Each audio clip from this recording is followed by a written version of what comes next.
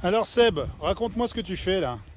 Raconte-nous comment on a fait évoluer, à ton initiative et à quelques autres, la terre du jardin et les premiers résultats qu'on voit. Alors là, tu nous montres une terre qui n'a pas été modifiée, voilà. Puisqu'on a apporté une terre végétale qui là, était... je vous montre la terre qu'on a d'origine et qu'on a modifiée par des amendements de fumier, de... Presse-la pour voir ce que tu m'as montré tout à l'heure. Ça fait je la presse. Elle tient quand même à peu près en boule. Elle tient à peu près parce qu'il vient de pleuvoir, mais si je fais à peine ça, c'est du sable. On le voit très bien, hop, hop, ouais. Hop, vous voyez. Hop. Donc le problème qu'on rencontrait ces derniers temps, c'est qu'on avait une terre qui retenait pas l'eau et on était de plus en plus obligé d'arroser. Donc aucune rétention d'eau, aucune rétention de matière organique. On dépose la matière organique, elle est juste utilisée très vite par la plante et après elle est ruisselée, elle est lessivée et elle part dans le champ. Alors maintenant tu vas nous montrer ce qui a été fait plus haut. Où là donc on a fait venir... Ouais, avant de finir, là avant on plantait une plante ici, on la sortait en fin de saison, la motte elle restait là et on arrosait ici. Et en fait les racines ne se développent pas parce que c'est très vite sec sur... Et voilà, on le voit très bien quand on arrache un plant de tomate qui a fait l'année. La motte, elle est passée de ça à ça avec quasiment rien qui se développe. Ok. Alors, on continue.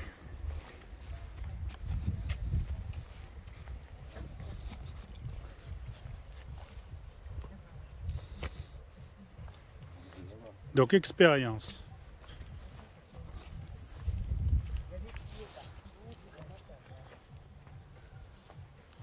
Alors, remontre-moi ton expérience de tout à l'heure.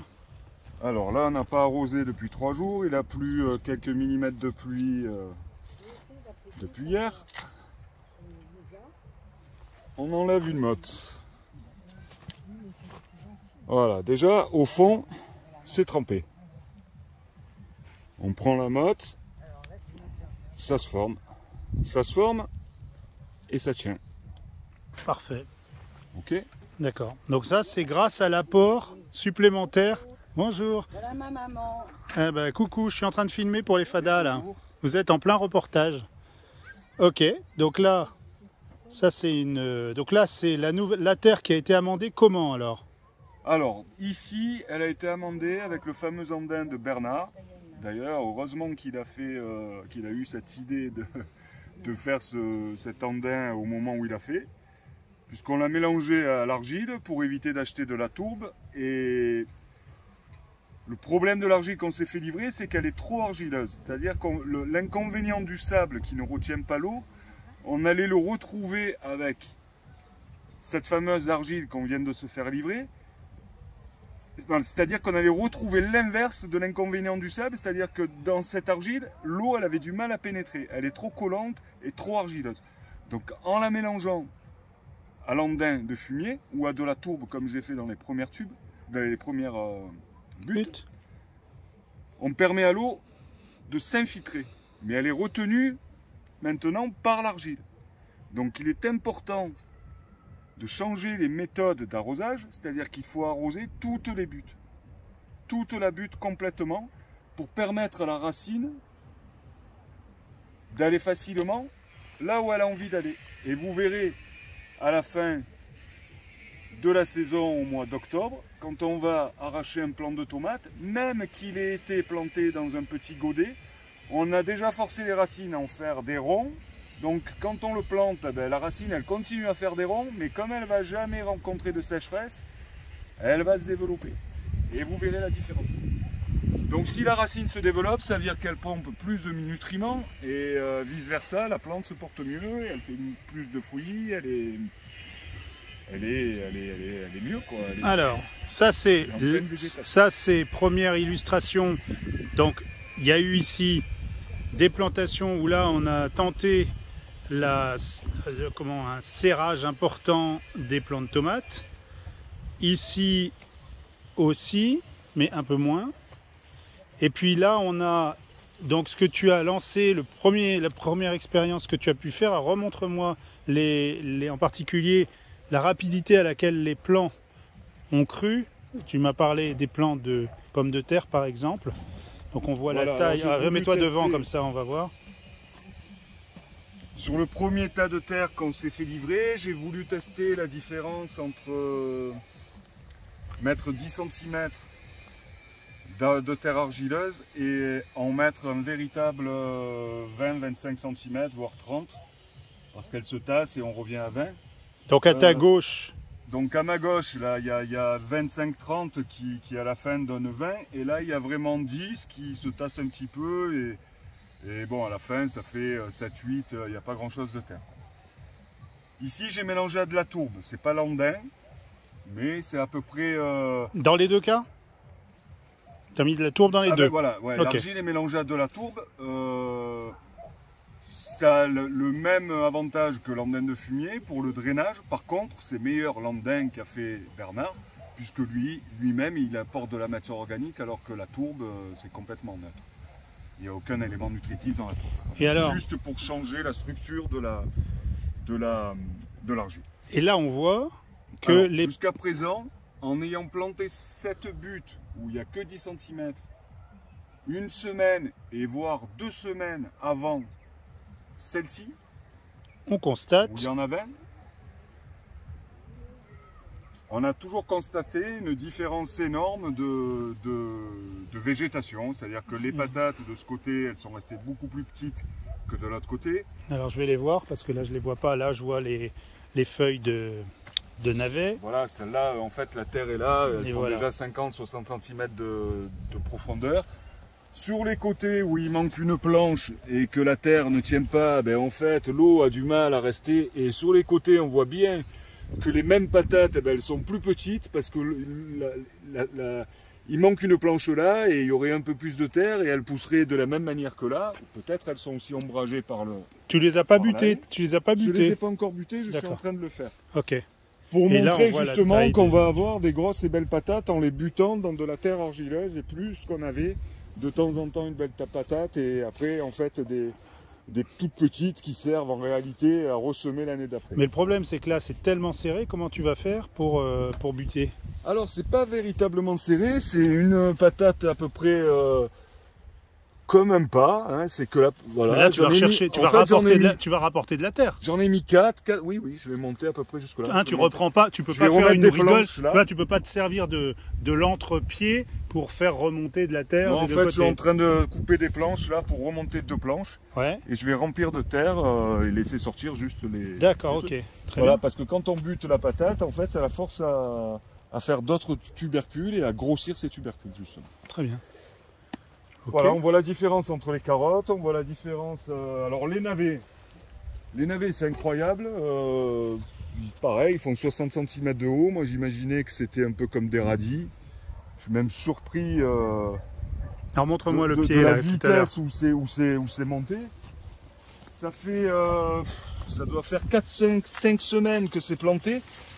Voilà, on voit déjà des petits navets marteaux qui sont super bien formés. Ouais. Alors, on remarque aussi que un rang de navet a l'air d'attirer pas mal d'escargots. Et tous les escargots se sont fixés sur les navets et ils ont laissé tranquilles les carottes. Alors, est-ce que c'est pas une solution pour les escargots? Je pense que c'est à essayer. Les escargots et les petits limaçons. Et les Et pucerons même aussi. les limaces Les et pucerons les petits adorent limaces. aussi les Voilà. plants de navets.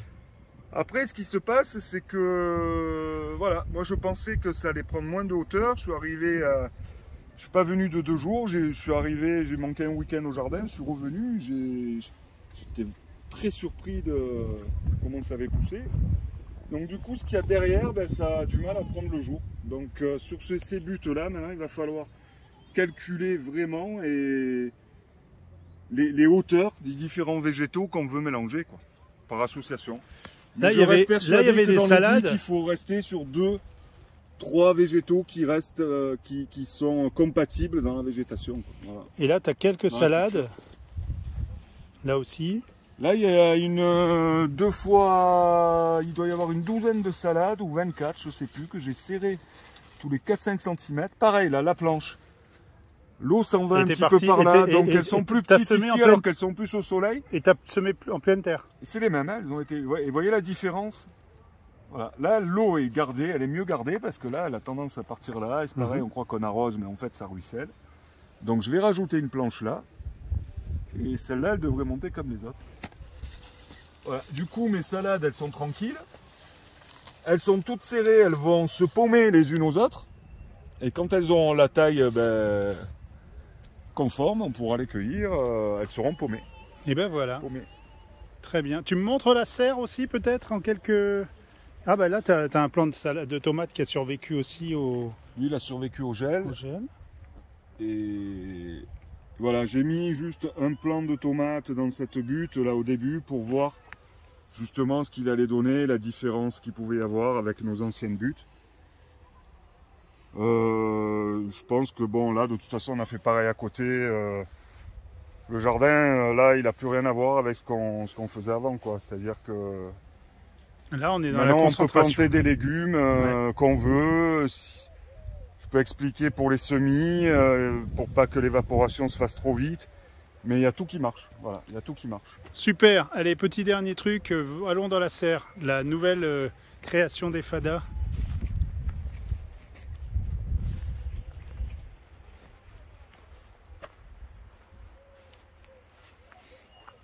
Donc là, les plants, une grosse humidité, ça fait combien là Alors ce matin qu'il pleuvait, il y avait 90% d'humidité à l'intérieur. D'accord. Donc attention aux maladies. Donc on traite un petit peu avec des essences d'orange et d'agrumes. Voilà, on reste dans le naturel pour l'instant. On va voir, on se passe un petit peu quand même. Là, il y a du potimarron, il y a de la... Tout ça, c'est des cucurbitacées, je pense. Là, à droite. Pastèque, melon, pastèque aussi. Courgette, ouais. Piment d'Espelette, piment. Tiens, tomate Mélanie, elle commence enfin à prendre de la vitesse, de la vigueur, là, les tomates Mélanie. Ça, c'est tomate Mélanie, ça. Ta Mélanie. Oui, je les ai appelées comme ça parce que c'était sa tante, c'est ça qui cultivait ces plantes-là, ces tomates-là dans l'arrière. Elle nous en avait apporté, j'avais gardé les graines. Alors, c'est bien. Piment d'Espelette ou poivron, je sais pas. Donc on a des plants quand même qui sont presque plus beaux qu'au magasin. Ah, là, ça devient sympa. On a eu des plants de tomates qu'on a déjà plantés, mais qui étaient plus beaux qu'en jardinier, quoi. Vraiment, hein, c'est spectaculaire. Et là, ça a pris un coup de boost tout d'un coup. Eric aussi qui s'est mis à faire des petites greffes. Ah oui, montre-moi les greffes, tiens, ça c'est intéressant. Non, on les a pas encore, elles sont dans le noir. Il a greffé tomate sur tomate et il a greffé aubergine sur tomate. Parce que c'est comme ça que ça se fait. Oui. Donc l'année prochaine, on s'est dit qu'on allait attaquer les semis bien plus tôt, au mois de novembre. Au lieu de commencer en janvier, on commencera en novembre pour avoir, parce qu'on perd 3-4 semaines, il faut les laisser au noir. Et par contre, après la production, sur les aubergines, elle est vraiment réelle. Parce que c'est vrai qu'une aubergine, tomates, moi, sur un plan d'aubergine, c'est vrai qu'ils annoncent... Non, sur l'aubergine, ceux qu'on a achetés, qu'on a déjà fait pousser, c'est vraiment spectaculaire. Ouais, c'est spectaculaire. Bon, on va voir si on arrive à faire aussi et bien là, que les il en a pépiniéristes. fait 4 et 4 et pour l'instant ça marche, donc ça génial. Tient, voilà, dans 3 semaines on pourra les planter apparemment. Top. Eh ben merci, écoute, c'était un bon petit cours sur comment faire progresser les cultures.